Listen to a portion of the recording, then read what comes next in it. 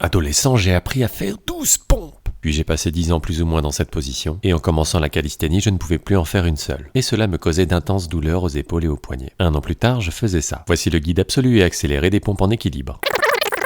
Moins vite. Partie 1, les douleurs, se suspendre régulièrement ou même apprendre à faire des pompes, pas prévenir et corriger les douleurs d'épaule liées aux pompes, et placer les poignets dans l'angle opposé des pompes, et faire ces séries légèrement et régulièrement va prévenir et corriger les douleurs aux poignets liées aux pompes. Partie 2, force et équilibre. Il faut gagner suffisamment de force pour presser son propre poids au-dessus de la tête, et suffisamment d'équilibre pour conserver le contrôle de tout son corps alors qu'il change d'angle et de position. On peut commencer par des pompes surélevées hautes, objectif 20, puis des pompes surélevées 20, puis des pompes 15, puis des pompes pieds surélevés 12, puis des pompes pieds surélevés hautes 12, pompes piquées 10, et tenir en position piquée 30 secondes. Pompe piquée pieds surélevés 10, et en parallèle tenir en équilibre dos au mur 30 secondes. Si cela vous effraie, décortiquez votre peur en vous projetant de plus en plus haut jusqu'au mur. Pompe piquée pieds surélevés haute 10, pompe en équilibre négatif dos au mur 8, on les fait de plus en plus lentement. En parallèle, on apprend à tenir 20 secondes en équilibre sans que les pieds ne touchent une seule fois le mur. Pour cela, on se tend comme si un fil tirait nos pieds vers le ciel. Et on pousse avec l'extrémité des doigts pour décoller, et on relâche pour revenir. Et si vous êtes bien tendu et gainé, à force vous saurez vous contrôler comme un pendule. Continuez à faire des négatifs de plus en plus lentement, en essayant régulièrement de remonter sur la première répétition. Car un beau jour, ça va remonter. On arrive donc aux pompes en équilibre dos au mur. En parallèle, on apprend à tenir l'équilibre sans mur, 20 secondes. Si de nouveau la peur de la chute vous freine, apprenez à contrôler la chute en montant les hanches de plus en plus haut et en obligeant vos hanches à basculer sur le côté toujours de la même façon jusqu'à ce que cela devienne un automatisme. Puis, comme contre le mur, on fait des pompes en équilibre négatif de plus en plus lentement. Jusqu'à ce que cela remonte. Bien joué, on fait des pompes en équilibre.